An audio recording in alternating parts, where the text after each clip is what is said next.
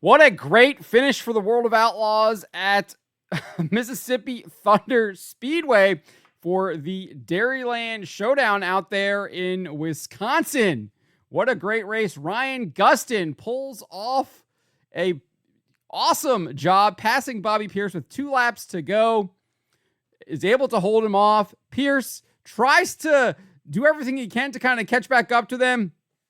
Runs up over the cushion, hits the wall, ends up getting passed by Nick Hoffman and settles for a 3rd place finish.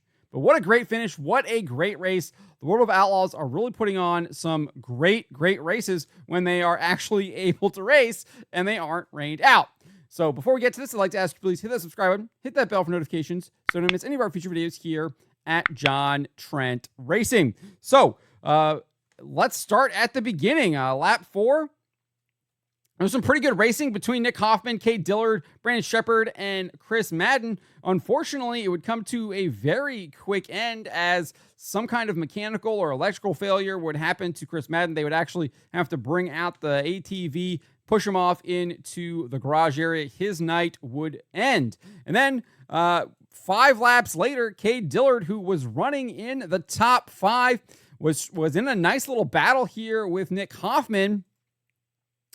Goes up real high, gets over the cushion, and then his left, I think it's his right, his right rear tire just absolutely explodes. Boom! And he would have to go into the hot pit, get that tire fixed, and I don't think he would really recover. He'd go back to the end of he would go to the rear of the field, and he was kind of stuck back there for the majority of the race. I'll have to look when we look at the finishing order. But it was, when they did have one really long green flag race, he was kind of right there getting lapped by Ryan Gustin and Bobby Pierce. Moving forward on lap 13, Dustin Walker spun out. That brought out the caution. And then this is probably one of the biggest, I think, storylines of this race, is a little bit of a rivalry here between Bobby Pierce and Tyler Erb. Erb kind of starts it here. Runs Bobby Pierce up with a failed slider, makes contact with Bobby, and then a couple laps later, Bobby's able to recover and gives him a little bit of his own medicine back. Let's take a look right here. So you can see here, Turbo's on the inside, Bobby Pierce is on the outside, and Turbo just gets right into him. Bobby has nowhere to go. Bobby did not like that. As we can see here, a couple laps later, Shepard was able to get around Bobby Pierce, given that contact, but Pierce does this. He just kamikazes him almost. I mean, this was crazy. He just dives it in here to get Turbo. Just dips around Brandon Shepard, drives it in really hard, clips Turbo, lets up, slides in front of Shepard. Really wanted to send Turbo a message there. Very, very aggressive move. Could have ended his night. I think Shepard was on his P's and Q's there. I think he slammed the brakes there so he didn't run over Bobby. And then after Bobby kind of got that out of his system, we would actually had some really, really good racing here between Pierce and Turbo. They would trade sliders here for a couple laps. Let's take a look at this. You can see there, Pierce in the red number 32, Turbo in the green and black number 1 car. Here's Pierce right here with the nice little tight slider there on Turbo. Rolls up in front of him, and then Turbo kind of gives him back the slider right there in 3 and 4, and then Bobby dives underneath of him, expecting that, and kind of drives away with it here. Turbo unable to slide him back there coming out of 2. But nice little dueling sliders there. That's what we love to see in the Super Dirt late models. So they were able to race each other clean after a little bit of a bumper tag that they were playing there. After that, Pierce would just kind of run down Ryan Gustin, who had pulled out to a 2+ second lead. Just after halfway in the 50-lap feature, Pierce pulls a slide job here on Ryan Gustin. Let's take a look here. Super aggressive move, just dives it in, pulls the slide job, has to check up a little bit there before he hits the 22 car, but is able to pull off that pass and would continue there on the top side, putting Gustin behind him. And it looked like Pierce might run away with it from here, kind of had it on lock. There were a couple of cautions. Dustin Walker would have a flat tire and bring out the caution, and then Shannon Babb would have track officials look at his car, and they would reveal that he had a flat tire, so he had to go get that changed.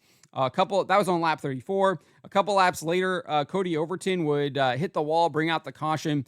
His right rear clipped the wall, and then it sucked the front end in, and he would come to a stop, and then have to drive back to. I don't know if he drove back to the hot pit, had any repairs or anything. If he just joined the rear of the field, kind of escapes me now. But we'd have a caution there, and then we had the ending of the end of the race. We would kind of go green after that and have about a 13-lap shootout to the end of the race for the 50-lap feature. And this is Ryan Gustin would not let Bobby Pierce run away.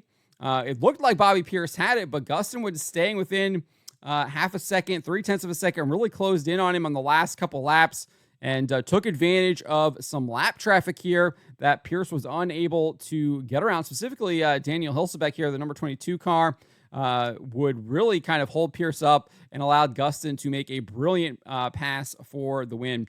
Let's take a look at this right here. Here we go. Pierce gets kind of stuck up there on the top end, and then Gustin just kind of splits the middle there, and Pierce just cannot get around Daniel Hilsebeck. You see even Gustin kind of clips the outside there, moving around. That's how much he was on it. And then Pierce just didn't have anything. He tried to reel him back in here, but he would end up clipping the outside wall coming around right here. Let's take a look here. Right back when they come back into 1 and 2 here. He tries to get down underneath Gustin, just doesn't have the momentum there on the bottom side. And then he really kind of just loses him right here, gets up over the cushion, it runs against the wall, and Hoffman is able to get underneath of him, and it would have to settle for a third place finish. And Ryan Gustin would celebrate. Let's take a look at this here. This is a happy man. He is extremely happy. I talked about Ryan Gustin being a big threat last night, and I predicted that he would actually win this race tonight. You can look on X. That is who I picked to win. I think that him and Todd Cooney have really figured things out. He's really coming on strong. He went down and kind of sent a message to the Hunt the Front boys winning at Smoky Mountain last week. I think he had a top 5 run last night, if my memory serves, and now he's in victory lane, and kind of dominated like the first half of the race, let Bobby Pierce kind of think that he had it on lock, I guess, and was able to strike when the iron was hot. But a great race. Love the finish. Definitely that move there by Gustin puts you on the edge of your seat. That is what you love to see with super dirt late model racing. I don't think this was I don't think this was one of. I think this is probably one of the better races of the season so far. I don't think it is the best. I still think that race at Farmer City between Pierce and Hoffman, with Hoffman edging him out by like 0.079 or something like that. I just thought that was a really great race. I love seeing Pierce kind of have to recover after, I forget who it was, but he kind of got clipped a little bit, and he fell back to 7th. He had to recover from that, worked his way through the field, and then almost capitalized on a mistake from Nick Hoffman on the last lap, and got Hoffman basically Dukes of Hazzarding it to the finish. But this one was up there. I think this is top 5. I really enjoyed this race. It was really good. It wasn't as racy as last night. I think last night's race was actually the better race, but I do think that these two races were really exciting. I like this track. I hope they come here more often. This was a really fun track. It was a little bit racy. I do think it was racy. It was racier yesterday, but still had some really fun stuff here, and some interesting storylines. Obviously, Pierce and Turbo going at each other, playing bumper cars there for a couple of laps, and then actually putting that behind them and then pulling off some slide jobs there was really fun to watch. And then again, Gustin there capitalizing on Pierce unable to get around the lap cars, and threading the needle and taking home the win. But so great race. Love what I'm seeing from the World of Outlaws.